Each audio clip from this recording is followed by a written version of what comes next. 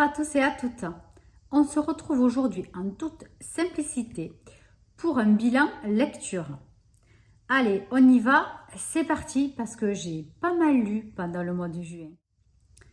Alors, j'espère que vous allez tous et toutes bien, que vous restez bien au frais parce qu'alors il fait vraiment très très chaud. Enfin, en tout cas chez moi dans le sud, il fait très chaud. Alors, donc du coup, ça donne envie de lire un petit peu plus. Alors, on va commencer tout d'abord par un livre de Cédric Cyr que j'ai lu sur ma liseuse. Donc, je vous mets évidemment la petite couverture ici. Donc, il s'agit de Avec tes yeux. Donc, Avec tes yeux est un thriller. Donc, pour ceux et celles qui ne connaissent pas Cédric Cyr, j'avais déjà lu un autre bouquin de lui, c'était Vindicta, il y a quelques mois. J'avais adoré. C'était très, très haletant. Un thriller vraiment puissant. Là, c'est un autre, enfin, c'est pas un autre genre de thriller, mais c'est assez violent aussi. Mais l'histoire est vraiment différente. Donc, Avec tes yeux, on va parler de Thomas.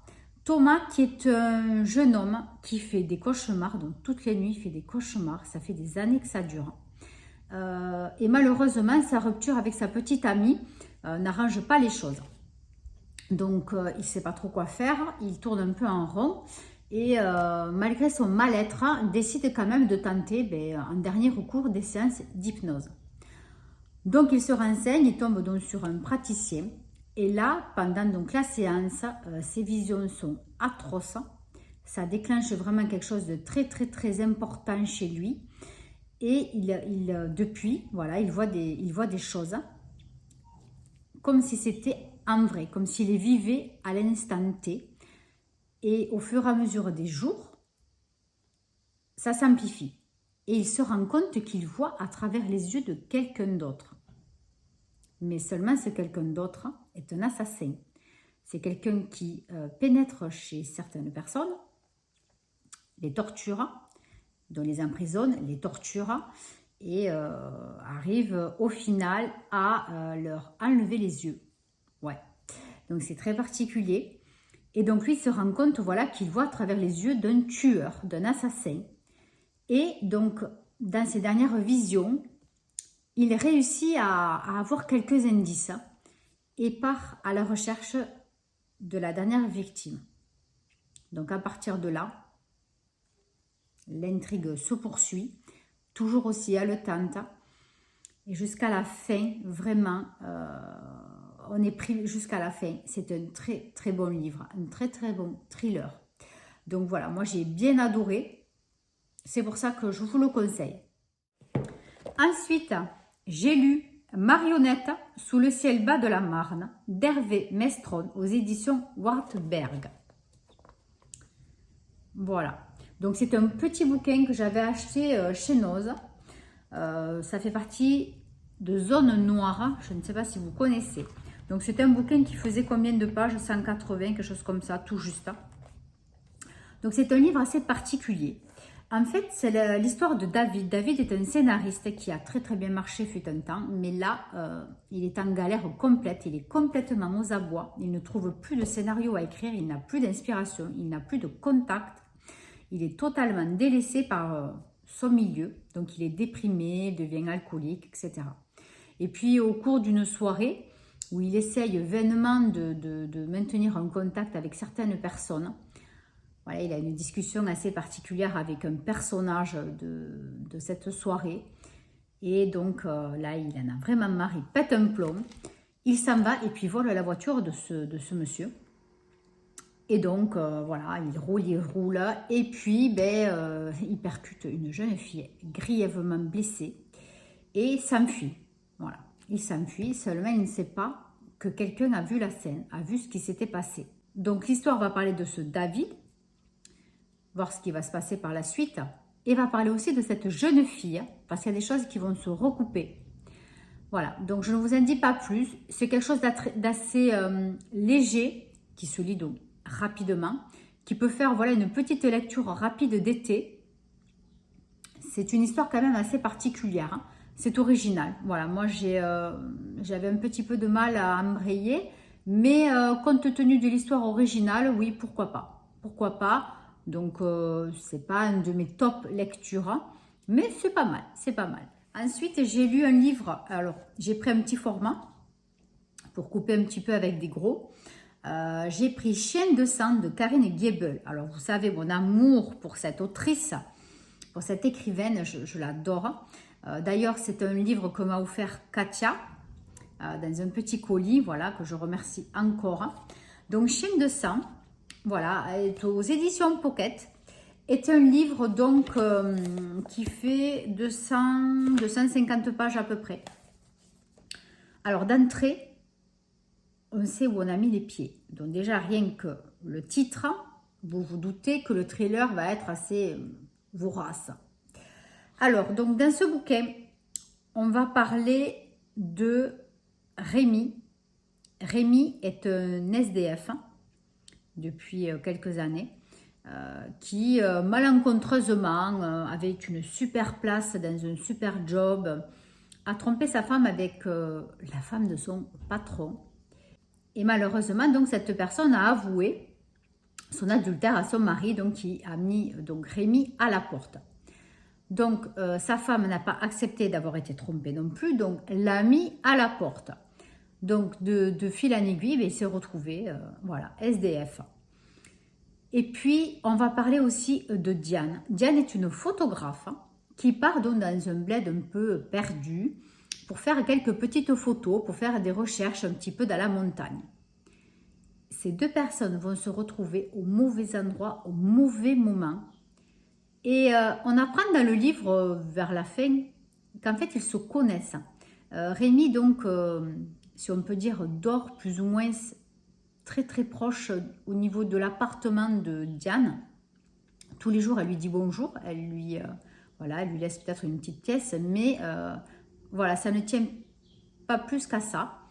Et lui est heureux de la revoir tous les jours puisqu'elle lui dit bonjour par rapport à d'autres personnes évidemment qui passent devant des SDF et qui ne disent même pas bonjour. Voilà. Bon, on apprend ça dans le bouquin. En fait, voilà, leur vie s'est croisée. Hein. Leurs chemins se sont croisés. Mais là, donc les deux vont se retrouver à très très peu de kilomètres près. Vraiment au mauvais endroit, au mauvais moment. Donc Rémi, en fait, est dans la rue un soir et puis il voit un monsieur sortir de son 4x4, fumer une cigarette ou téléphoner et il se fait agresser. Donc lui, qu'est-ce qu'il fait? Il se dit, il hésite, j'y vais pas, non, je peux pas, moi, on m'a pas aidé, donc moi, il faut que j'aide. Donc qu'est-ce qu'il fait? Il va défendre ce monsieur et donc ils vont évidemment gagner la bagarre.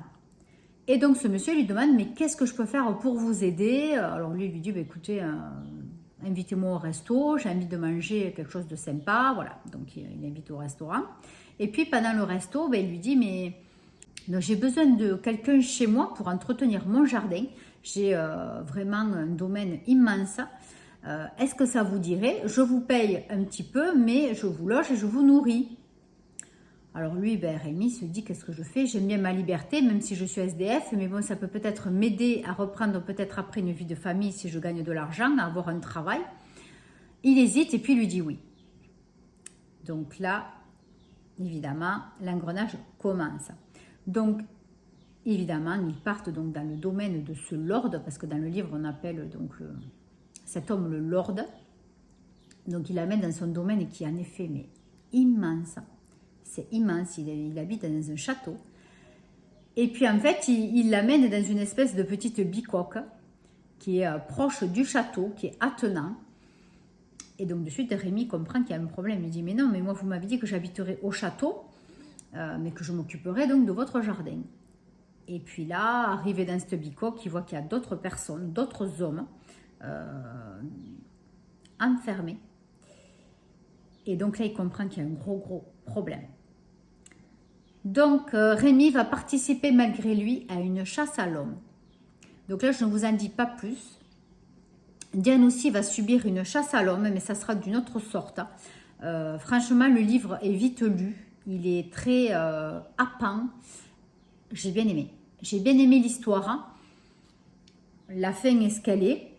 mais j'ai bien aimé. Voilà, donc si ça vous tente, une petite lecture assez rapide, hein, vous voyez, mais vraiment super sympa. J'ai vraiment bien aimé le fond de l'histoire. Voilà, ensuite on continue avec Karine Gable à Yêtre, jusqu'à ce que la mort nous unisse. Donc pareil de chez Pocket. Donc là par contre c'est un policier qui est assez gros, il fait 600 pages celui-ci. Alors là, cette histoire, mais je l'ai adorée, j'ai aimé les personnages, mais qu'est-ce que je les ai aimés, c'est fou, c'est fou. Alors là, on parle de Vincent qui est un guide de haute montagne, qui du jour au lendemain, sa femme l'a laissé tomber en lui laissant juste un petit mot comme ça sur l'ordinateur. Donc en lui disant qu'elle partait, qu'elle en avait marre de cette vie, qu'elle partait. Donc lui, il a subi des mois et des mois de dépression. Ça a été très très dur voilà, pour s'en sortir. Et puis bon, de mal en pis, il continue son travail. Il couche avec beaucoup de jeunes femmes. Évidemment, sans lendemain, lui ne veut absolument pas s'accrocher à qui que ce soit. Et puis un jour, émuté donc, dans cette montagne, d'ailleurs je ne sais plus le nom de cet endroit. Est-ce que c'est écrit derrière, hein? Non, c'est pas écrit, je me souviens plus dans quel endroit c'est en France. Et donc, émuté une gendarme, une jeune gendarmette, voilà, dans ce monde d'hommes. Et donc, ils vont se lier d'amitié. Et petit à petit, voilà, ils vont se lier d'amitié dans le livre. Lui, déjà, qui ne voulait pas entendre parler de femmes, à part juste pour un coup d'un soir, et c'est tout. Et elle, avec ses valises qu'elle traîne depuis des années. Et puis un jour, son meilleur ami est retrouvé mort dans une crevasse. Or, c'est un autre guide de montagne très expérimenté. Et donc, il va se douter qu'il y a quelque chose qui ne va pas. Et donc, avec Servane, la jeune gendarmette, ils vont poursuivre leur petite enquête. Donc voilà, de fil en aiguille, leur amitié va s'épanouir. Et voilà, ils vont comprendre ce qui s'est passé avec le meilleur ami de Vincent. Donc je ne vous en dis pas plus. Moi, j'ai énormément aimé ce livre. Donc vous avez pas mal de descriptions de paysages, c'est très beau. L'histoire en elle-même, vraiment, je ne me suis pas ennuyée du tout, même s'il fait 600 pages. J'ai trouvé tous les moments importants du livre intéressants. Voilà, donc il y a des histoires voilà, de manigances, etc. Enfin, c'est très bien tourné. J'ai vraiment adoré. Quoi vous dire de plus? Vraiment, j'ai adoré. C'est un coup de cœur. Ouais, c'est un coup de cœur. J'ai vraiment adoré ce livre. Donc, c'est vrai que certains, je risque de les mettre sur Vinted, mais d'autres pas. Donc, tous ceux de Karine Gable, je vais tous les garder. Peut-être que Marionnette, je le mettrai sur Vinted. Mais vraiment, je vais essayer d'en garder vraiment ce que j'aime beaucoup, je vais les garder. Ensuite, je vous en ai parlé sur Instagram. Je me suis acheté le Cloître des Vanités, donc de Manon Ségur, aux éditions Crin de Chimère. Donc, Manon Ségur est la fille d'une abonnée de la chaîne. Et donc, j'ai fait sa rencontre il y a quelques temps, donc avec sa maman. Deux charmantes personnes, vraiment, j'adore tout à fait sa maman. Manon, j'adore aussi parce qu'elle a vraiment... j'aime bien ce petit truc de jeunesse. Et puis en plus, elle écrit, voilà. Donc, j'ai très honorée d'avoir fait leur connaissance. Et donc, voilà, j'ai appris qu'elle était autrice. Et donc, j'ai acheté son bouquin. Donc, ce livre s'appelle Le Cloître des Vanités. Ça se passe en l'an 1231 en Occitanie, donc dans ma région, mais en 1231. Donc, ce cloître est habité par un démon qui s'appelle Cernin, qui est plus ou moins déguisé en chanoine. Donc, il vit depuis des siècles dans ce cloître. Et en fait, il se nourrit de souvenirs, bons ou mauvais, hein, de ses victimes. Alors, il appâte ses victimes donc dans le cloître, les borde d'illusions et d'hallucinations, donc il leur fait rêver, il leur fait voir ce que les gens veulent voir, voilà, donc la beauté des choses, etc. Et donc, les appâtent tout doucement vers un puits. Et donc, les fait basculer dans le puits quand ils arrivent juste devant. Donc là, ils sont enfermés dans une cave. Donc là, il les attache, il les torture. Hein, et donc, il déguste, comme elle dit, leurs souvenirs volés. Mais un jour, il va tomber sur Hermine. Hermine qui est une pauvre jeune fille totalement déprimée qui a perdu son bébé il y a quelque temps. Et voilà, elle est vraiment très, très, très malheureuse. Et donc, elle va pas se laisser faire. Elle va pas se laisser démonter par ce démon. Et ils vont avoir des conversations. Ça va être très particulier. Alors, je dis pas que d'entrée, il se lie d'amitié, mais pas du tout. Mais il y a quelque chose qui va se passer avec elle. Et puis ensuite arrivent donc les albigeois. Les albigeois, c'est un groupe de personnes très, très, très croyantes qui, justement, par leur foi tellement importante, risquent d'épuiser Cernin. Voilà, j'essayais de trouver le mot. D'épuiser Cernin en énergie et peut le tuer. Voilà, puisque leur foi est tellement forte, tellement importante que le démon peut perdre ses pouvoirs. Et donc, il va rencontrer Agnès, qui fait partie donc de ces albigeois. Alors, Agnès, il va totalement tomber sous son charme. Donc, peut-être que Cernin va changer. Hein, peut-être pourrait-il devenir un ange. Que va-t-il se passer avec Hermine aussi? Donc, vraiment, c'est une petite histoire à trois. J'aurais jamais cru lire un livre comme ça. C'est vraiment très, très particulier. Donc, c'est un peu fantasy. Un peu religieux, mais c'est pas du tout barbant, vraiment, vraiment pas, parce que alors moi, tout ce qui est un peu religieux, j'ai du mal, hein. C'est un peu compliqué pour moi à suivre, mais là, pas du tout, pas du tout, pas du tout. On s'ennuie pas, on a de belles descriptions, c'est très facile à lire, hein. C'est très léger et très beau, voilà. Donc, je vous en dirai pas plus. Moi, j'ai bien aimé ce livre. Voilà, ça a été une belle découverte aussi. Un beau coup de cœur. J'aurais pas cru, franchement, aimer autant ce livre. Donc, je vous conseille. Hein, moi, je l'ai trouvé sur Amazon, il me semble, ou sur Momox, je sais plus. Mais voilà, je vous le conseille. Et donc, moi, du coup, je ne m'en séparerai pas puisque c'est un de mes coups de cœur. Voilà. Et puis, pour finir, j'ai lu Mordoc de Patricia Cornwell aux éditions Calman Levy, Crime. Donc ça, c'est un livre que ma maman m'a donné, je crois. Et bon, je me suis dit, pourquoi pas, ça a l'air d'être un bon thriller, un bon policier. Donc en fait, c'est un policier. Alors, en fait, ça va parler de Kay. Kay est une médecin légiste qui est déprimée. Son mari est décédé il y a quelques années. Elle n'a pas d'enfant, elle a une nièce mais qui ne vit plus avec elle, qu'elle avait pris sous son aile. Elle ne parle pas à sa sœur. Enfin bon, elle a une vie familiale très chaotique. Et donc, elle ne vit que pour son travail. Elle a une relation de couple assez particulière avec un homme haut placé. Mais elle n'arrive pas à franchir le cap de lui demander de vivre avec elle, de faire une vie de couple. C'est très compliqué pour elle. Elle n'arrive pas à se faire à cette idée. Et puis un assassin, un tueur, oui, va s'amuser donc à lui envoyer des messages sur son adresse mail.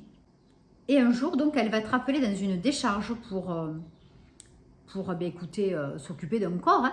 Et en fait, elle tombe sur un corps, mais totalement démembré. Il ne reste qu'un torse. Et avec des pustules, des choses vraiment très particulières. Et donc, quand elle rapatrie le corps, elle s'aperçoit que c'est de la variole.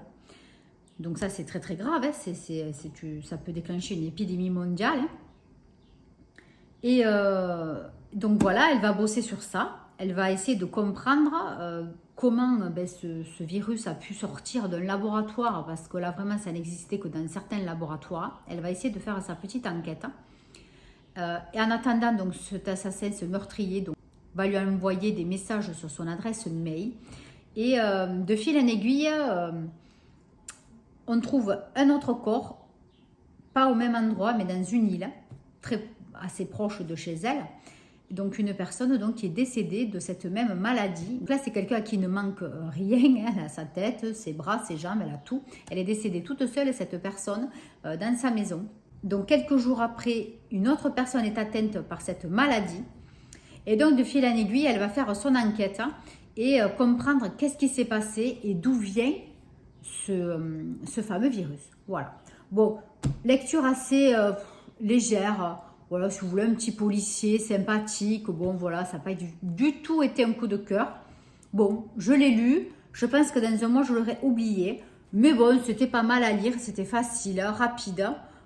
Voilà, même si c'est un gros pavé. Mais c'est pas écrit très très gros. Hein. Enfin, bon, un peu, mais voilà, l'histoire se lit rapidement. Voilà, on se met vite dedans. Je ne me suis pas ennuyée. Bon, mais ça n'a pas été une lecture au coup de cœur. Hein. Voilà. Donc écoutez, là, ce que je vais faire, je vais ranger tout ça. Je vais me préparer à ce que je vais mettre donc, sur Vinted. Si ça vous intéresse, je vous mettrai à la fin, donc dans la bande-annonce à la fin, mon TikTok. Oui, parce que je me suis mise sur TikTok. Je vous mets mon Instagram, je vous mets mon Vinted. Donc n'hésitez pas, allez-y, faites un petit tour et puis abonnez-vous si ça vous intéresse. Je vais essayer de me préparer une pile à lire donc pour cet été. Là, je suis déjà en train de lire un petit policier.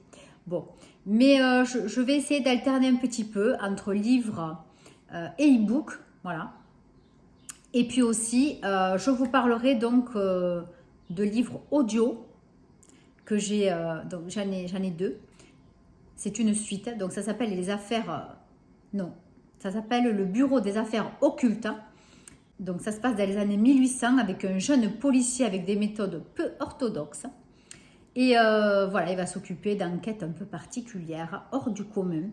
Donc, j'ai déjà écouté le premier bouquin. Et donc là, je suis en train d'écouter le deuxième. Donc, du coup, je vous en parlerai, puisque c'est une suite.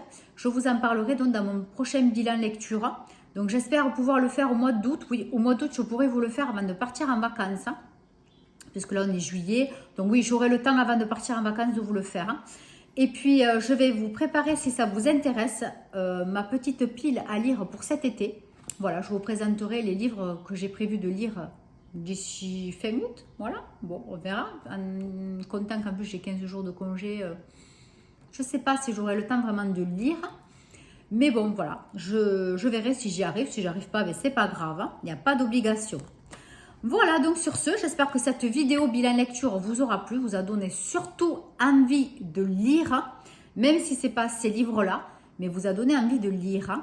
Moi, comme je vous répète, c'est un échappatoire, ça fait énormément de bien. Moi, ça me vide la tête. J'espère que pour vous aussi.